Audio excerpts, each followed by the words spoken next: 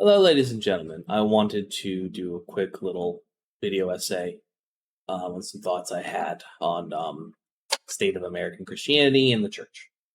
When historians hundreds and hundreds of years from now look back on the decline and probably eventual death of American evangelicalism, American Christianity, and Christianity in general as it exists in the world today, they're going to note a few things.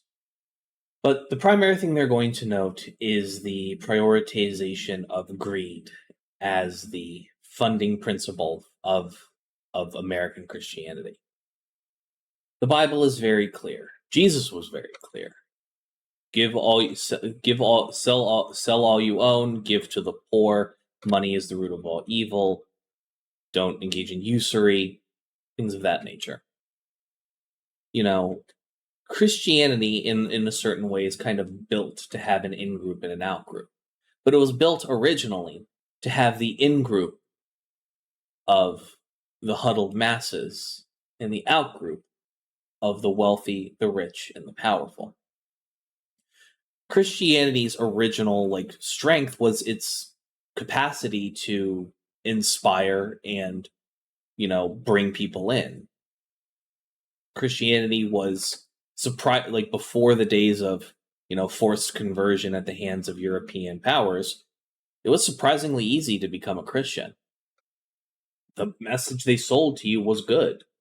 You live a good life, you be a good member of community, and you help others and be pious. You'll have an eternity of happiness. In a pre-penicillin world, that's pretty fucking great. Not to say that the Roman, society wasn't, particularly modern looking for its time. They had billboards, for Christ's sake.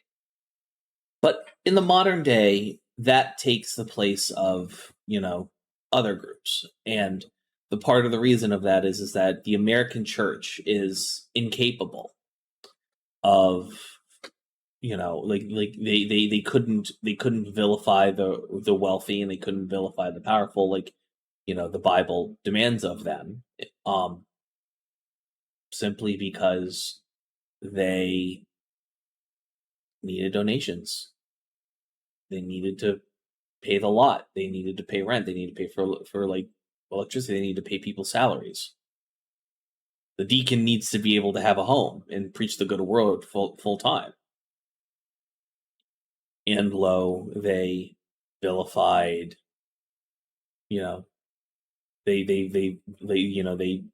the interests of the church coalesced with the interests of the rich and powerful. They justified slavery. They vilified alcoholism and drug use. They demonized homosexuals and transgenders. They vilify abortion, which, I don't know, maybe that can be justified by the Bible. The Bible. The Holy Bible. Meanwhile, the only thing that is explicitly, undeniably, and unreconcilably clear in the Bible that is vilified, more than any other thing, directly by the words of the prophet, is greed. And here today we have giant megachurches that function as temples of greed, preaching the gospel of wealth, which runs almost contradictory to the intentions and teachings of Jesus Christ, saying that greed is good because God gave me what I had, and so I deserve more. Give me more money.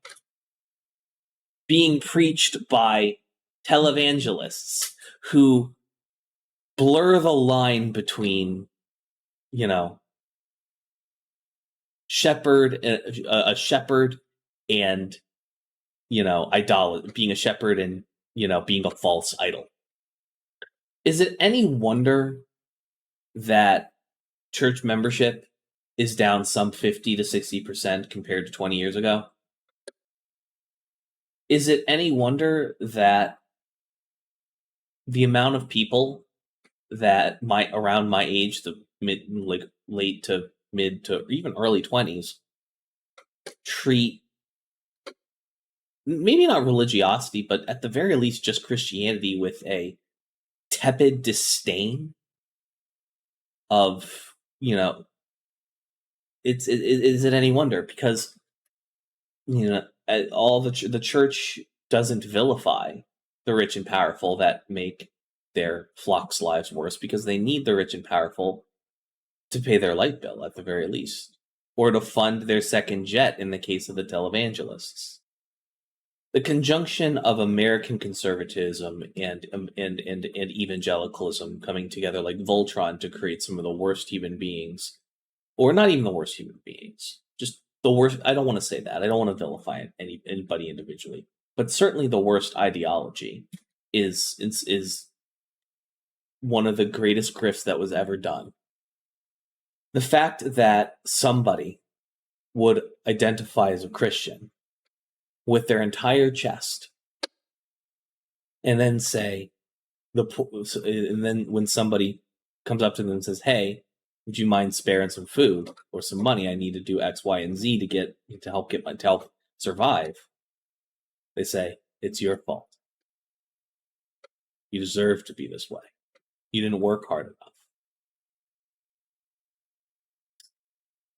When you have a bastardization of the gospel in the form of prosperity gospel that says people who have money deserve to have money because God gave it to them, the inverse also happens. You're poor. You deserve to be poor because God made you poor. And lo, we have the explanation and the justification to not do a single solitary thing about the widening income inequality and the ongoing desperation and silent screams of the poor and needy. And in a world where where something like 61% of people of Americans are living paycheck to paycheck, this is the primary group of people, demographic for people like Kenneth Copeland. I see a news story across my news feed that Copeland Ministries just held a giant telethon to buy them a new jet. That Copeland Ministries uses both for business and the Copeland family uses for pleasure.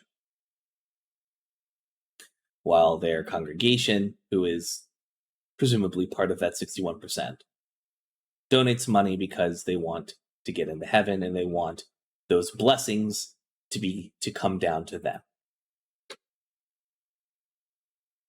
Now, if you'll excuse me, I'm one of that 61%, and I've got to finish filling out this Medicaid application so I have health care.